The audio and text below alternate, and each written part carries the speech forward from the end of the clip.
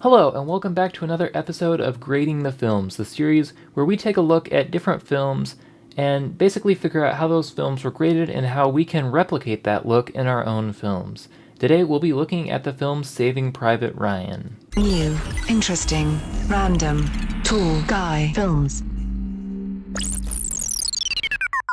Alright, so just a quick disclaimer before we jump in. First, this is not a series on teaching you how to color grade.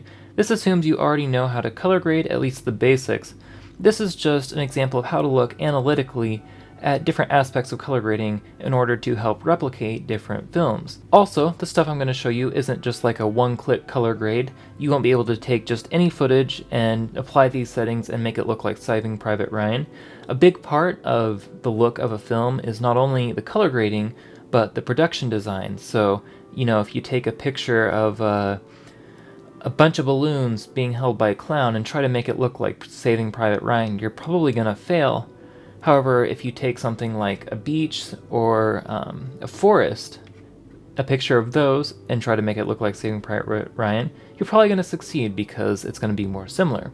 So anyway, let's go ahead and jump right in, and I will show you what I did with my footage to help replicate the look of Saving Private Ryan. Alright, so if you see right here, I have my footage pulled up, and I have also 3 clips of Saving Private Ryan that we're going to try and duplicate.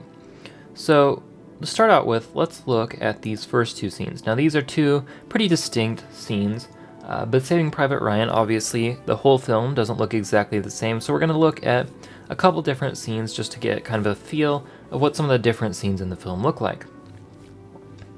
So our first scene that we have here is in a cemetery. There's a lot of green, and it's quite different from this. We've got this really blue, really diffused wartime scene. And then we will look at this last one I've got here, but we're going to wait till the end to do that because there's something kind of special about this particular shot that I want to go over specifically once we get to it. So the clips I've got, the first one I've got right here is from a short film I'm working on, which is also in a cemetery, so we're going to try and duplicate that cemetery look with this one. And then we also have some drone footage here from the DJI Phantom 4, which will serve as kind of our beach scene. So first, let's look at this scene. Now, we're going to be doing all of this grading with Magic Bullet looks. You could do this same thing with really any color grading application, but we're going to use looks specifically because it has a lot of tools that will really help us to really get that look. So actually, I've got this loaded up, but let's go ahead and close that out, and let's actually take a look at this footage that we've got right here. So really what we want to look at here is the scopes. So you'll see the scopes can actually give us quite a bit of information. Now, we can also look at the image to get information, but the scopes can give us quite a bit as well. Now, you'll look closely here, you'll see that we actually have more red in our shadows than we do blue. Not a whole lot, very subtle difference, but there actually is a little bit more red and a little bit more blue. So we have kind of purplish tinted shadows. Now in the highlights, we actually have more blue in the highlights, and again, more red. So again, kind of a purplish tint. We can also see that we're almost using the entire dynamic range. We're very close to clipping the blacks and just barely grazing the highlights. So we are using quite a bit of the dynamic range, but what you will see is that even though we can see in our scopes that we're not clipping our highlights, all of this information up here in the clouds is clipped. So that's something we're going to keep in mind, and I'm going to show you how you can do that. It's something called soft clipping, so we will definitely look at that.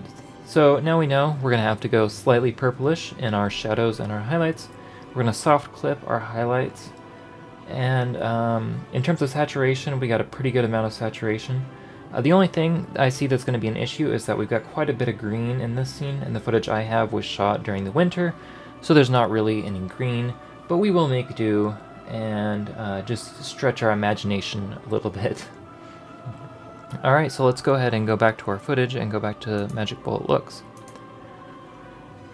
Now, one thing I do need to explain before we get into this is that Saving Private Ryan first was shot on film. That shouldn't be too surprising. It was shot in 1998. really before digital came around. So it was shot on Kodak film stock, and we'll take a look at that more detail in a minute. But the second thing you should know is that it was processed using a negative bleach bypass. Now, bleach bypass is basically skipping a stage in the film processing, but really you don't need to know the details of what it does or how it works. All you need to know is that a bleach bypass increases the contrast in an image and decreases the saturation. So that's something we're going to keep in mind when we get in here and look at the footage. Alright, so let's go ahead and look at Magic Bullet looks. Now the first thing I'm going to do is I'm going to correct this footage. I've done a separate video on color correction, so I'm not going to cover that here, but I will link it if you want to go see that video.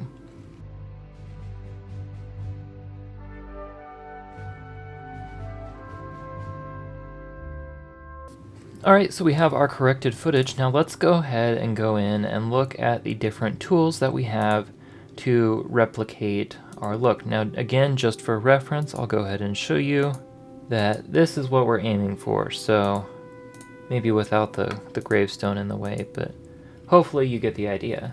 There we go, that's what we're aiming for. Okay, so the first thing we're going to do is we're going to go into our camera tools, our camera section that we've got here, and we've actually got a negative bleach bypass. Now, in this part of the film, the bleach bypass is actually really subtle. So first of all, we're going to get rid of our exposure compensation. That's just slightly underexposing the image. We don't want that for right now. We'll fix that in a minute. And you can see we are overexposed. Again, we'll fix that. Now the silver retention, more silver retention means a stronger effect. So again, since the effect is subtler in this scene, we're going to bring that down to about 25. That way it's not as significant. Now the next thing we're going to do is we're going to add a film negative effect. And this, we don't have the actual stock. Now, if we go to a website, if I can pull it up, called Shot on What. Shot on What is a really awesome website. You can see all sorts of information about different websites, about different films, including the film stock that was used and the negative. So that's super handy and can come in handy, especially when you're trying to replicate certain celluloid looks. But we're gonna keep that in mind. We don't have this exact film stock available in the tool that we're using.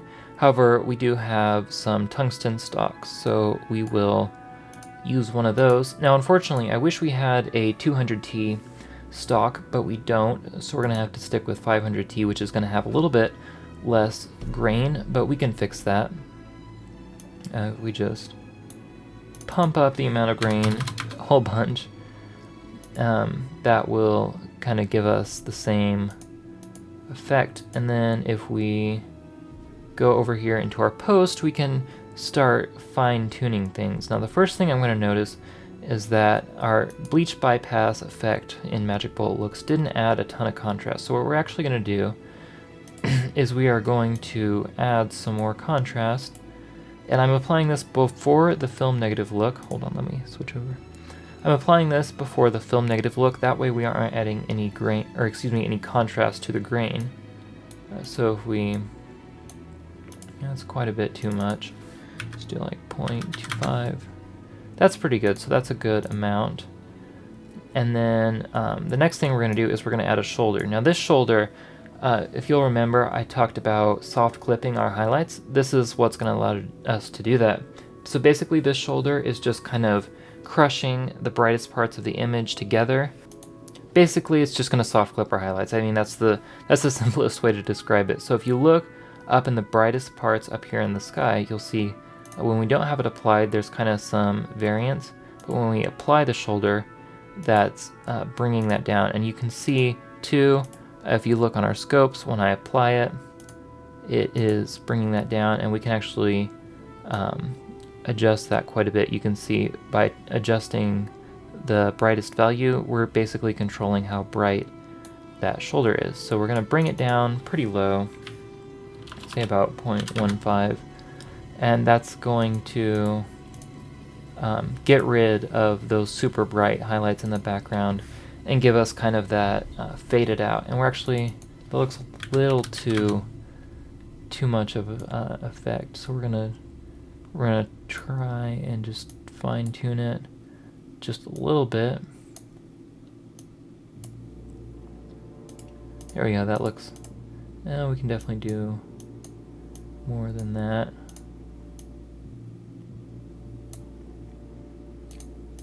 Alright, that looks pretty good. It's not perfect, but again, pretty good. And again, there are some differences between this shot and the original shot, so we're not going to be able to perfectly replicate it. But now, let's go back and let's just double check. Again, our brightest values are just about to the brightest, and the same with our darkest values. So the last thing we're going to do is we are going to add in a 4-way color corrector and basically just expand out our dynamic range again. So bring up our brightness. Actually I'm going to bring up our midtones quite a bit, and then I'm going to bring highlights down to like right. You know what? I'm going to do the opposite. I'm going to bring down the midtones and then pump up the highlights.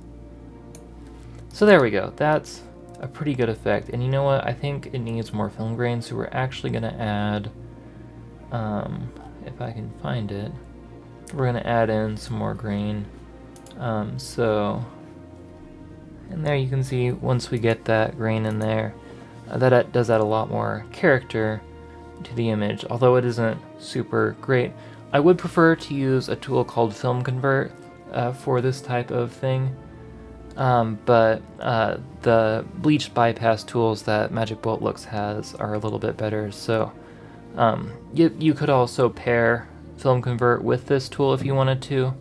But for the simplicity's sake, I'm just going to stick with that. So now if we go back over, we can look at what our scene looks like and what Saving Private Ryan's scene looks like. Now again, it's not perfect. In this scene, it was a cloudy day, so the light is much more diffuse. That's the main difference. Also, there's a lot more green. But in terms of the actual color, it is pretty close. So now what we're going to do is we're going to look at that second scene, and we're going to use this footage right here and basically try and duplicate this look. So again, we're going to do the same thing where we slap on Magic Bullet Looks, and we're going to go through the same process. So again, first I'm just going to correct this footage.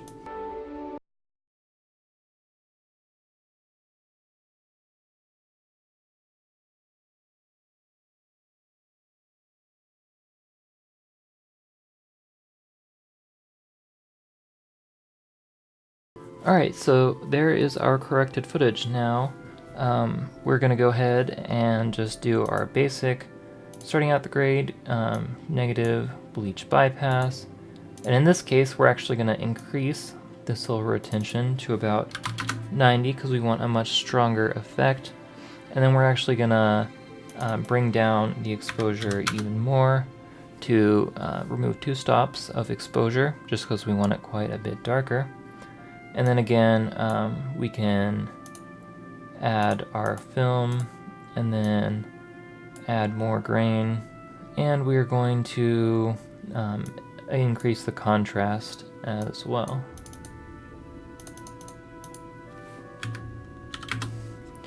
Alright, so now that we've got this, let's go back and let's actually look detailed at our original footage.